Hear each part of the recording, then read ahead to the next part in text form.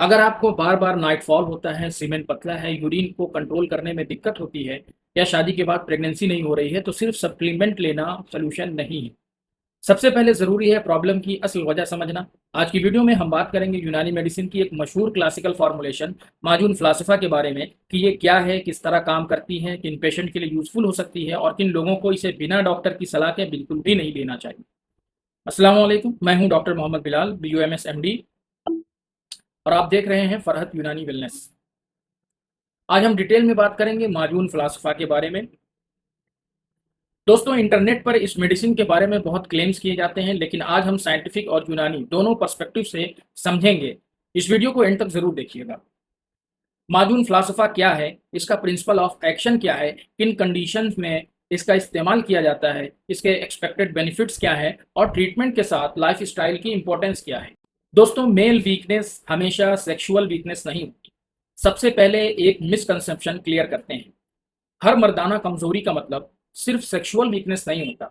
कई patient clinic में आते हैं जिनको अर्ली डिस्चार्ज की दिक्कत होती है, उनका इरेक्शन मेंटेन नहीं होता, सीमेन रिपोर्ट एबनॉर्मल होती है, स्पर्म मोटिलिटी कम होती है, स्पर्म काउंट कम होता है, बार बार नाइटफॉल की शिकायत होती है या सिर्फ जनरल वीकनेस होती है।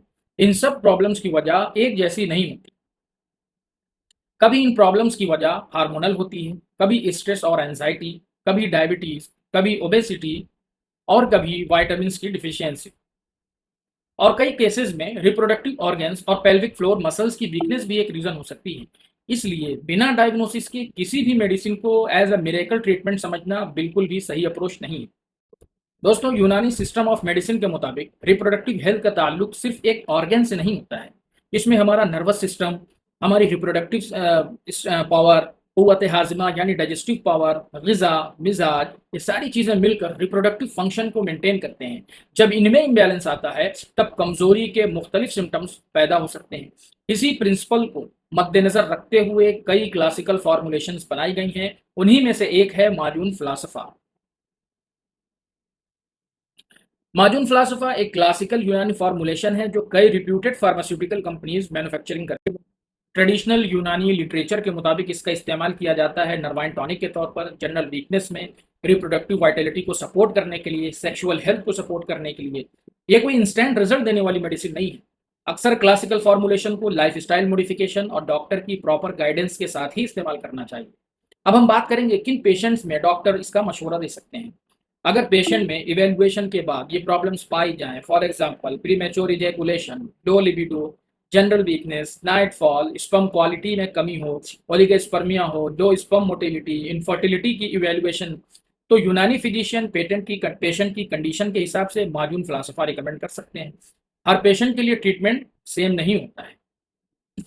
सबसे इंपॉर्टेंट बात यह है कि पेशेंट अक्सर पूछते हैं, डॉक्टर साहब कितने दिन में रिजल्ट मिले, जबकि रियलिटी ये है, ये पेशेंट की एज, डिजीज की duration, life style, hormonal profile और अंडरलाइंग डिजीज पर डिपेंड करता है। अगर डायबिटीज अनकंट्रोल्ड है, स्मोकिंग चल रही है, अल्कोहल यूज हो रहा है, स्लीप पुअर है, तो सिर्फ मेडिसिन से अच्छा रिजल्ट एक्सपेक्ट करना मुश्किल होता है।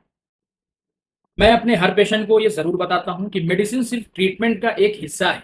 साथ में ज़रूरी है कि protein rich balance diet, dry fruits in moderation, regular exercise, weight control, proper sleep, stress management और स्मोकिंग एंड अल्कोहल से दूरी, डायबिटीज़ और बीपी कंट्रोल हो। ये तमाम चीज़ें स्पर्म क्वालिटी और हार्मोनल हेल्थ को इम्प्रूव करने में इंपॉर्टेंट रोल प्ले करती हैं। अब हम बात करते हैं कि हम ऐसी कंडीशन में क्या-क्या टेस्ट या इन्वेस्टिगेशन करवा सकते हैं। अगर प्रेगनेंसी या कंसीव नहीं हो रहा है या स्पर्म रिपोर्ट एबनॉर्मल है, तो सिर्फ मेडिसिन शुरू मत कीजिए। डॉक्टर से सलाह लीजिए और ज़रूरत पड़ने पर डॉक्टर आपसे semen analysis, hormonal evaluation, blood sugar, thyroid profile, ultrasound और दूसरे रेलिवेंट टेस्ट करवाए जा सकते हैं। डायग्नोसिस जितना एक्यूरेट होगा, ट्रीटमेंट उतना बेहतर होगा। अब हम बात करते हैं कि माजून फ़लासफ़ा की डोज़ क्या होनी चाहिए। दोस्तों, मेडिसिन की जो डोज होती है वो पेशेंट की एज, मिजाज और डिजीज के हिसाब से डॉक्टर डिसाइड करते हैं। इसलिए सेल्फ मेडिकेशन से अवॉइड करें। तो अगर 1 साल से प्रेगनेंसी नहीं हो रही है, इरेक्टाइल डिस्फंक्शन बार बार हो रहा है, प्रीमेच्योर इजैकुलेशन रिलेशनशिप को अफेक्ट कर रहा है, सीमन रिपोर्ट एबनॉर्मल है या रिकरेंट नाइटफॉल के साथ वीकनेस महसूस होती है, तो क्वालिफाइड फिजिशियन से कंसल्ट ज़रूर करें। लास्ट में एज अ कंक्लूजन मैं फिर ये कहूँगा कि माजून फ़लासफ़ा यूनानी मेडिसिन की एक मशहूर क्लासिकल फॉर्मुलेशन है, जिसका traditional use reproductive health and journal weakness में किया जाता है। लेकिन याद रखिए, हर पेशेंट अलग होता है, इसलिए इंटरनेट पर देखकर ट्रीटमेंट शुरू करना सही अप्रोच नहीं है। प्रॉपर डायग्नोसिस, करेक्ट लाइफस्टाइल और एक्सपीरियंस फिजिशियन की गाइडेंस, ये 3 चीज़ें सक्सेसफुल ट्रीटमेंट की बुनियाद हैं। अगर आप कंसल्टेशन लेना चाहें या अपनी रिपोर्ट्स डिस्कस करना चाहें, तो स्क्रीन पर दिए गए नंबर पर व्हाट्सएप करके अपॉइंटमेंट बुक कर सकते हैं। अगर वीडियो इन्फॉर्मेटिव लगी हो तो लाइक करें, शेयर करें और फरहत यूनानी वेलनेस को सब्सक्राइब करना ना भूलें।